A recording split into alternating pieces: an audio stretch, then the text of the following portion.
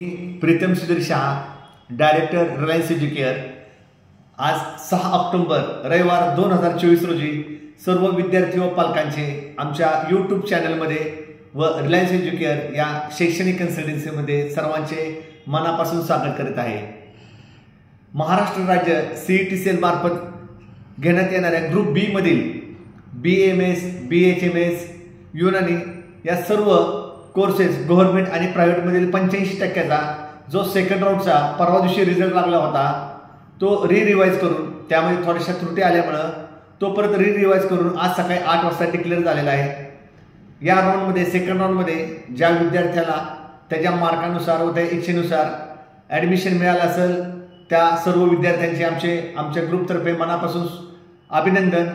परंतु ही प्रक्रिया जर राबवत असताना तुम्हाला जरी काय अडचणी येत आल्या असतील किंवा तुमचा ह्या राऊंडमध्ये नंबर लागला नसेल पण तुम्हाला पुढील राऊंडमध्ये MBBS असो, BAMS असो, BHMS असो, BDS असो व त्याला लागणारे सर्व संलग्न कोर्सेस BPD वगैरे असो महाराष्ट्रामध्ये किंवा महाराष्ट्राच्या बाहेर ज्याला आपण ओपन डोमिसाइल स्टेटमध्ये पण आपण ह्या प्रक्रिया राबवून घेऊ शकतो। जरी कुणाला ह्या प्रक्रियेमध्ये भाग घेऊन ॲडमिशन घ्यायचं असेल तर त्यांनी आमच्या कन्सल्टन्सीशी नक्कीच संपर्क साधावा। खाली डिस्क्रिप्शनमध्ये माझा मोबाईल नंबर आणि ऑफिसचा ॲड्रेस देत आहे।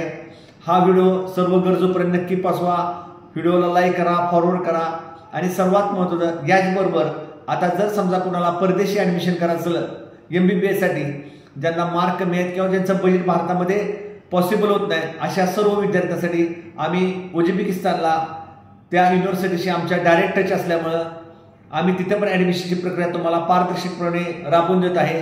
त्याबद्दल एक स्पेशल व्हिडिओ मी बनवत आहे ज्यामध्ये प्रत्येक पालकाचं एकाच व्हिडिओमध्ये ॲडमिशन घेतल्यापासून भारतापासून किती लांब आहे, किती किलोमीटर आहे, विमान खर्च किती त्यामध्ये हिडन चार्जेस आहेत, एअरपोर्ट चार्जेस किती आहेत, इन्शुरन्स किती आहेत, ह्या सगळ्या गोष्टी तुम्हाला एकाच व्हिडिओमध्ये मी तुम्हाला देणार आहे। ज्यामध्ये जो व्हिडिओ तुम्ही ऐकल्यानंतर तुमच्या सगळ्या शंका निघून जातील आणि तुम्ही ती ॲडमिशन प्रक्रिया जर तुमची इच्छा असली तर पूर्ण करून घेऊ शकाल आमच्या माध्यमातून। तोपर्यंत सर्वांना जय हिंद, जय महाराष्ट्र, नमस्कार।